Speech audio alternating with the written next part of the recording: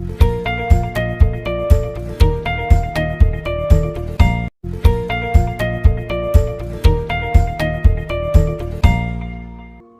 The lord. యేసుక్రీస్తు దివ్యనామంలో ఉదయకాల సమయంలో కార్యక్రమం వీక్షించుచున్న మీ అందరికీ నా హృదయపూర్వక వందనాలు తెలియజేస్తున్నాను. దేవుని సన్నిధిలో నమ్మకంగా జీవిస్తున్నావు, దేవునికి నమ్మకంగా ఉన్నావు, మందిరానికి నమ్మకంగా ఉన్నావు.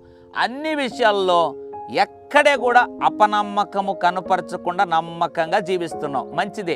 నీకు ఒక ప్రశ్న, నేను నమ్మకంగా ఉన్నాను కదా దేవునికి, అన్ని పరిస్థితుల్లో దేవుడు నాకేమిస్తాడు, నేను దేవుని దగ్గర నుంచి ఏ ఆశీర్వాదాన్ని పొందుకుంటాను అని ఉదయకాల సమయంలో ఓ ప్రశ్న ఉందా?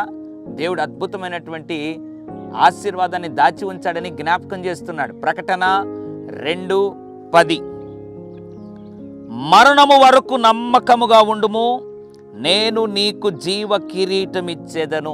Praise the lord. ఎంత అద్భుతమైనటువంటి వాగ్దానం అండి.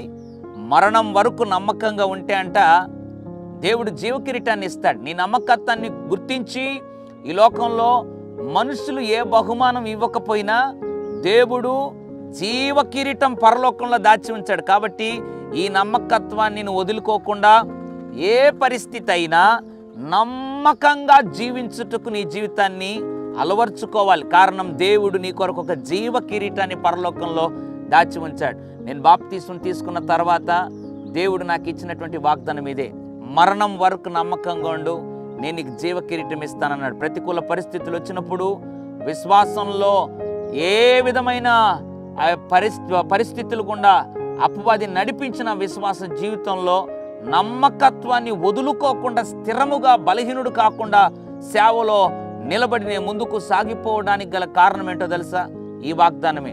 జ్ఞాపకం వస్తుంది. బాప్తీసం తీసుకున్న తర్వాత దేవుడు ఇచ్చాడు, మరణం వరకు నమ్మకంగా ఉండు, జీవ కిరీటాన్ని ఇస్తానన్నాడు. ప్రభువా, నీవు చెప్పావు కదా, మరణం వరకు నమ్మకంగా ఉండు, నేను నీకు జీవ కిరీటం ఇస్తానని. కాబట్టి మరణం వరకు నేను నమ్మకంగా ఉండే కృప దయచేయ ప్రభు అని ప్రార్థిస్తూ నమ్మకత్వాన్ని కాపాడుకుంటూ పరిచర్లో ముందుకు వెళ్ళిపోతున్నాను. నీవు కూడా మరణం వరకు ఏ పరిస్థితి అయినా నమ్మకంగా ఉండు, తప్పనిసరిగా దేవుడు నీ నమ్మకత్వాన్ని గుర్తించి జీవ కిరీటాన్ని పరలోకంలో ఇస్తాడు. అట్టి కృప దేవుడు మనందరికీ అనుగ్రహించునుగాక. పరిశుద్ధుడా, ప్రేమగల తండ్రి, నీకు వందనాలు.